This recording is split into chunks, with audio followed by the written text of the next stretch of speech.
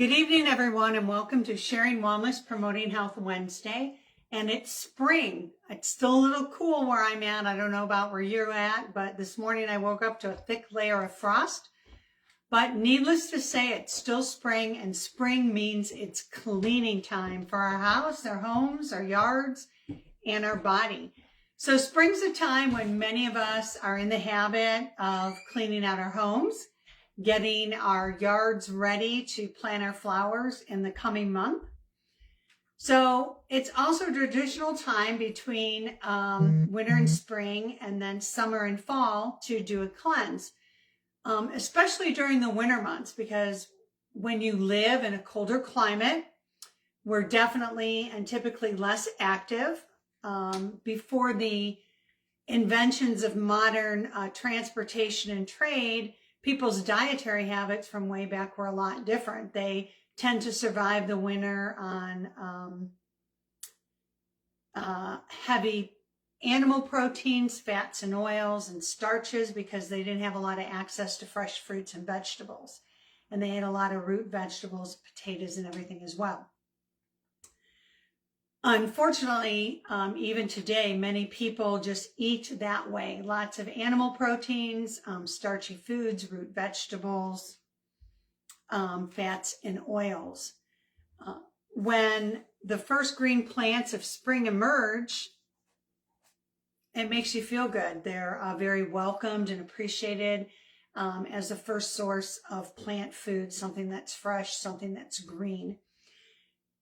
But back then, and even today, many of these plants weren't thought of as just food. A lot of them were known as spring tonics because they offered many healthy benefits. They were believed to promote circulation, thin the blood, and prepare the body for summer after the heavy diets and inactivity of the winter. So many of the spring tonics, if you look at your yards, you're going to see a lot of these plants, some dandelions, red clover, nettle, cleavers, yellow dock, raspberries, strawberry leaves, garlic and onion greens, because they're just coming up, and many mustard family plants like watercress, peppergrass, and shepherd's purse. Many of these plants are very cleansing to the body. They improve the blood and lymph flow, and they also help flush the kidneys and the liver. So they're very detoxifying, mineral-rich plants. And they work great in conjunction with the Soki products. So they're also very alkalizing, and when your system's more alkalizing, you tend to have less irritation and inflammation and pain. They also do wonders for the skin because of their high mineral content. They support a healthy immune system, and they're very energizing. So a lot of times you'll notice in the grocery store, when you look at a detox tea, it's got dandelion in it, or red clover. You know, dandelion really works for the kidneys and the liver. Red clover's, very lymphatic oriented. Nettles, very oriented to the respiratory system and allergies. So it's just very interesting that these plants come up every spring. So there's several ways we can cleanse. There's fasting. Fasting is one of the oldest methods of cleaning the body. In times past, fasting in the spring may not have been completely voluntary, as food sources were getting depleted and they're waiting for the new growth to come in. But in many spiritual traditions, springtime's known for fasting. There's 40-day fasts, 3-day fasts. Not all fasts involve giving up all foods, but it's kind of eating a little cleaner, a little lighter.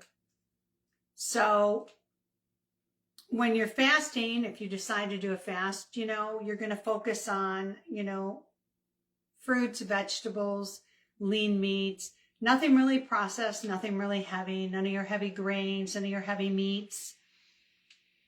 So that's going to really help. So if you want to get some good spring tonics from the grocery store instead of the yard, you don't want to go around picking up dandelions and cleavers and yellow dock, which I highly recommend you can do. But there are some things coming into the stores. We've got some beets with greens and asparagus, radishes, rhubarb, green onions, kale, mustard greens, collard greens, Swiss chard, These are also coming up and in the store. So you can also juice with some of these tonics. You can make a fresh batch of juice every day, a nice, good, healthy green drink. You can add some apples, carrots, and celery and beets to it. You can also add powder herbs like nettles or wheatgrass or barley or spirulina to your smoothie. So smoothies are another thing to add when you're fasting because they're so versatile and they're delicious. So you can use fresh or frozen berries. You know, I like blueberries, cherries, raspberries, strawberries, pineapple, and papaya. I usually just put in a little bit of water, a little bit of unsweetened almond milk. I'll throw in a handful or two of spinach or greens or kale or mixed greens. I'll throw in some blueberries and cherries, maybe some protein powder, maybe a scoop of a big heaping tablespoon of yogurt, and make a nice smooth drink. There's also lots of protein powders and green powder drinks that you can add.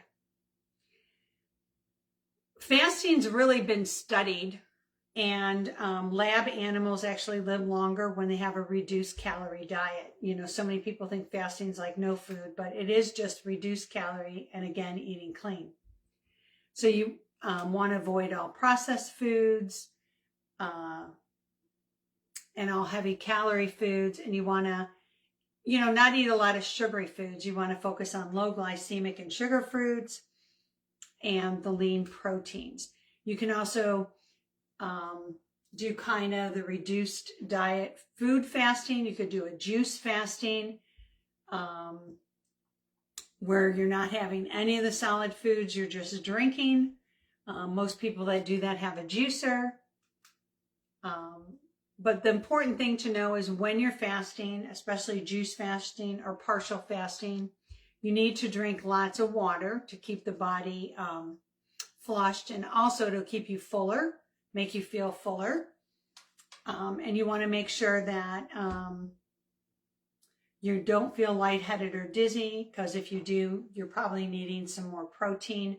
So you may want to add some protein powder to the smoothie or add a high quality fat. Like an avocado or coconut oil to give you a little bit more if you decide to do a juice cleanse or a reduced calorie cleanse. It's partially like one meal a day and a couple juices. You know, it's really hard to say how long your fast should be. I think it's an individual decision. You know, me, I usually only make it like 3 days. I find that that works good for me. And the first days usually, the first and second day are usually the hardest. It's also really important when you come off the fast that you need to break your fast. That's why we call it breakfast or breaking a fast. You don't want to eat a heavy meal immediately. So, you know, ease into eating. You know, maybe start with a salad, start with a light meal of vegetables and a small amount of protein because you don't want to shock your system. There's also a lot of people who do boxed cleanses that they purchase from a company. These usually combine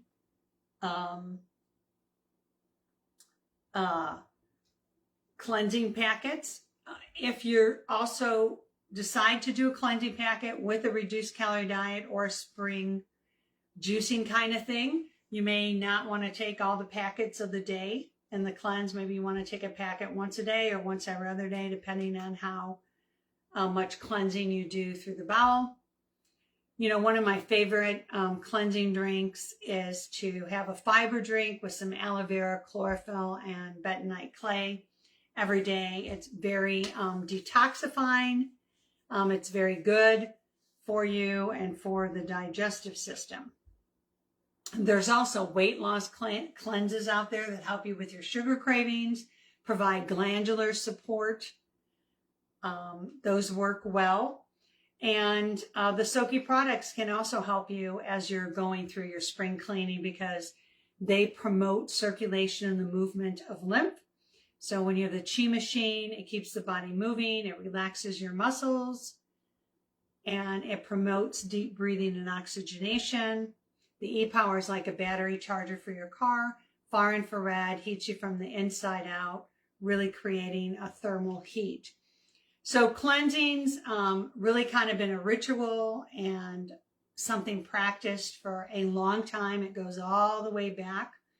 When you think about it in terms of winter ending and all the heavy food and all the sedentary lifestyle and then coming into spring, it kind of makes sense that that's a good time to say, hey, okay, let's clean up the diet a little bit. Let's give our digestive system a little rest. Maybe drink some detox teas, do a lighter, cleaner diet type of fast, do a juice fast, do a combination, do a box cleanse. So there's many various options, but I think it's just focused on giving your body a break coming out of the heavy winter months. So I hope you found that helpful. I'll put a link for the newsletter in the post, and everybody have a great week. We'll see you next week. Thanks.